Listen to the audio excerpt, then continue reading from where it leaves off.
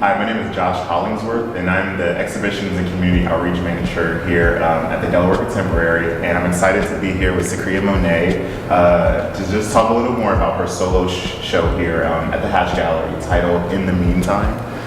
Sakreea, can you, before we really dig into it, can you just talk about the impetus of the show and, you know, the end all, be all, like, how did we get to this point? Hi everyone, so I'm Sakreea Mo'nay. This is my first Hatch solo exhibition titled In the Meantime. And In the Meantime for me is my 3-year journey ever since I moved back home, starting in 2020 of March. And it's very crazy and also emotional for me because it's full circle, you know, the past 3 years, seeing myself go from having nothing and in a place where I had to heal and really look back and reevaluate my life, to now being here in a place where I knew before, you know, I knew about the Delaware Contemporary when I was at DCAD, but now actually being here, a studio artist, lead educator, and as well having my solo show around the same time when I came home in 2020 is very surreal for me. So I would say my process is really seeing my art through my life and allowing myself to heal with what I make. So in a sense, it's kind of like therapeutic for you, right? The process of creating. So we could first connected early on, about what, 2 years ago? Yeah. Doing some teaching artist work for the museum. And I was like, gee, this girl has she has the vision, right? She has the actions behind her vision. And so I'm personally excited to kind of see you at this point. I think you've taken on every opportunity as it came, right? As we all do as creatives, as the starving artists, right? Right. So you're definitely, I love where you are now. Can you talk about these pieces on the wall? Yeah, so behind us, we are behind the Blossom wall. I would say this is one of my favorite walls for me. So the middle centerpiece is Blossom.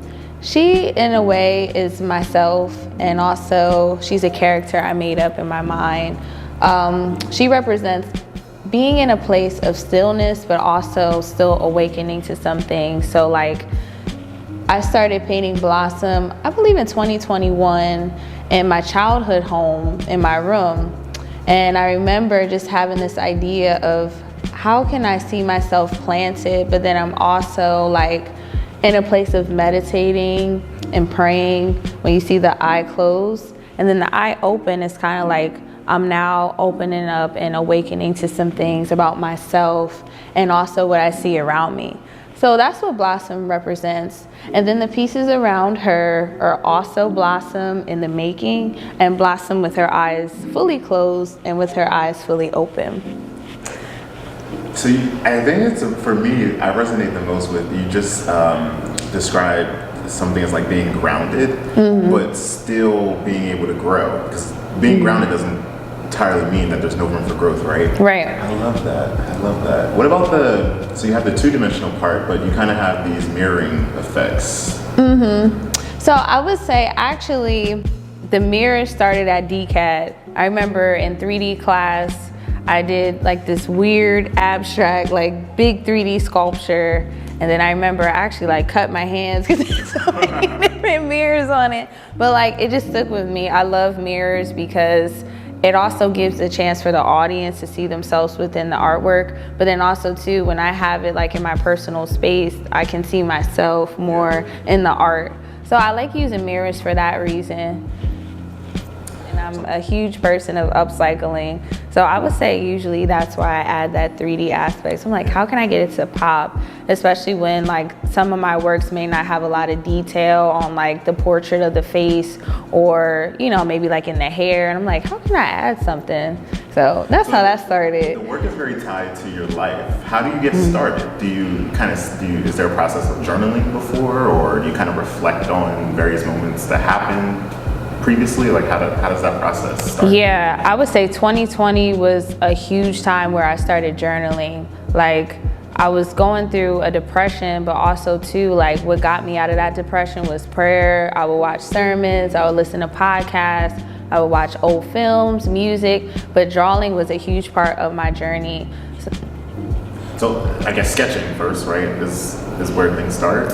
So for me, it depends. So at DCAT, my professor, Alexi, that was there as an illustration professor, he saw my work that it was different. And when I went to DCAT, I didn't have the greatest background in art already. And before that in high school, I was still drawing like stick figures at that point.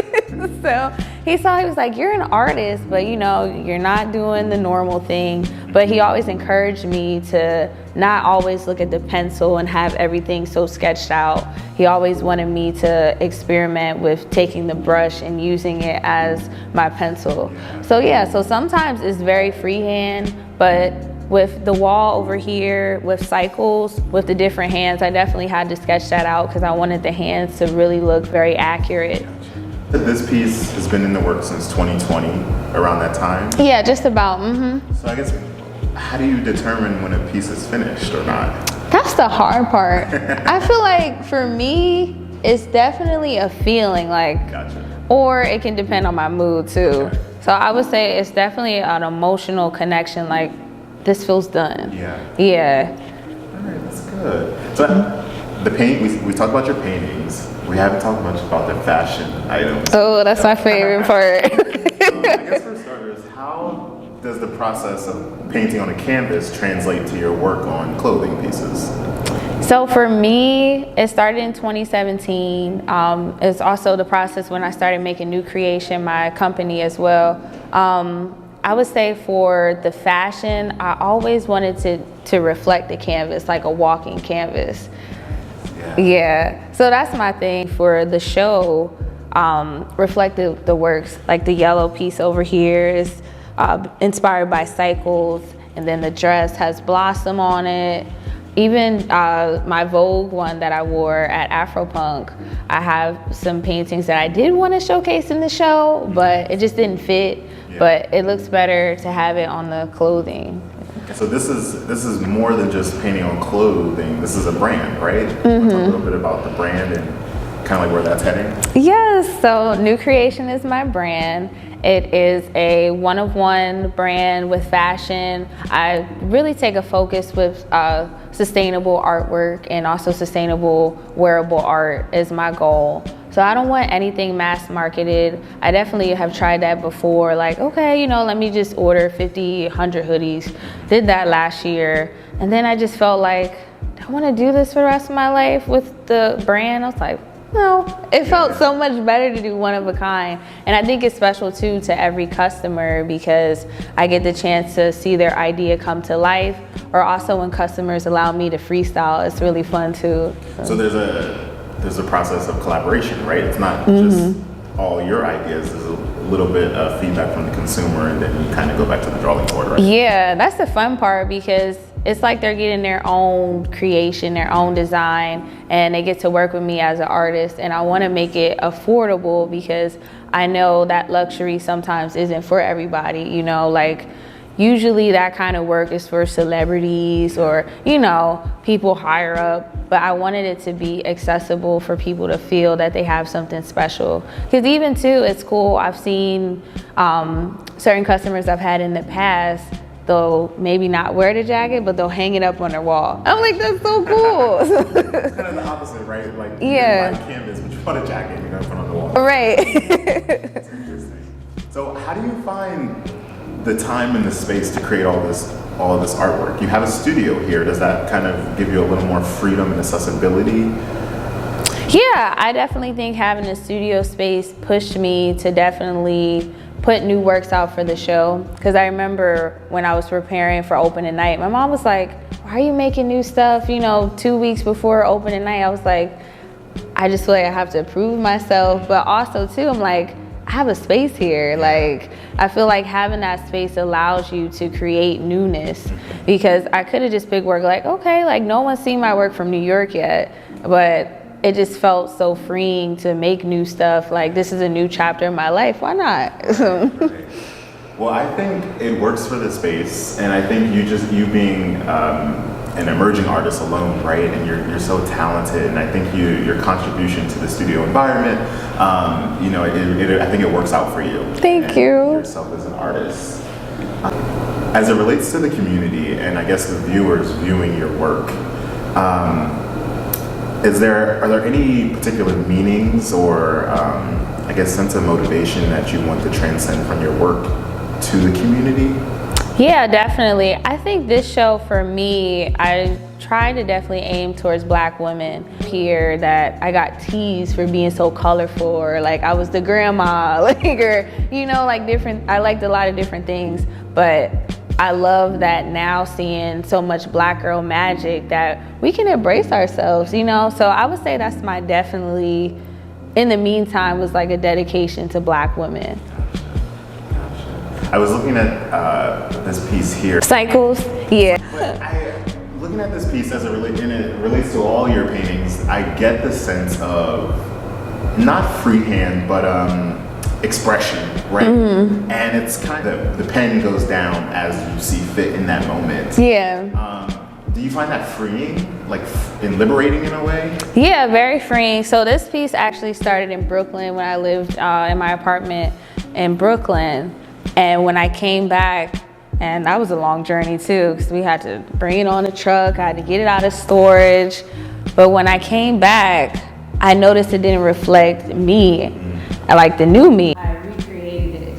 So it still had the same structure, but I went and added different details. Gotcha. I felt like when I first did this piece, it was very dark. I was like, how can I brighten this up? So I went back, I added more yellow, I added 11, because of course when I first did it, I didn't have my tattoo yet. Gotcha. I added more things to it, and then also I covered up some of the faces, kind of like a closed chapter. And I went back and was like, I'm reborn again, joy, love yourself, you will succeed. And they're all different stages of my life. I love it. I'm reborn again. And I would say this show, in the meantime, it translates to me as you're kind of in a middle point. Mm-hmm. Like the past point was not so great, but you're on your way and increasing your trajectory into more positive space. Yeah. So when this show goes down at the end of the weekend, what's next for new creation in Sakreea?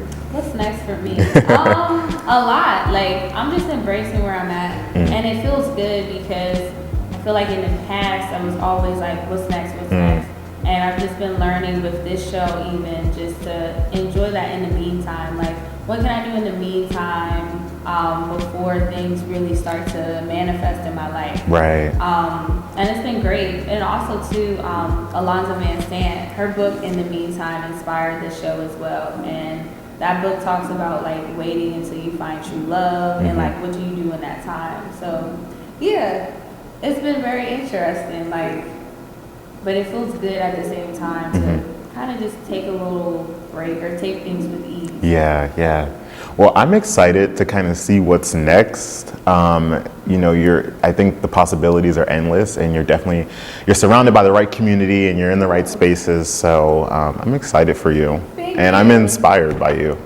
Just you being you and authentic, I think it makes our job, or my job as an art administrator, a little easy, right? I don't have to go finding far for the real authentic people. Right.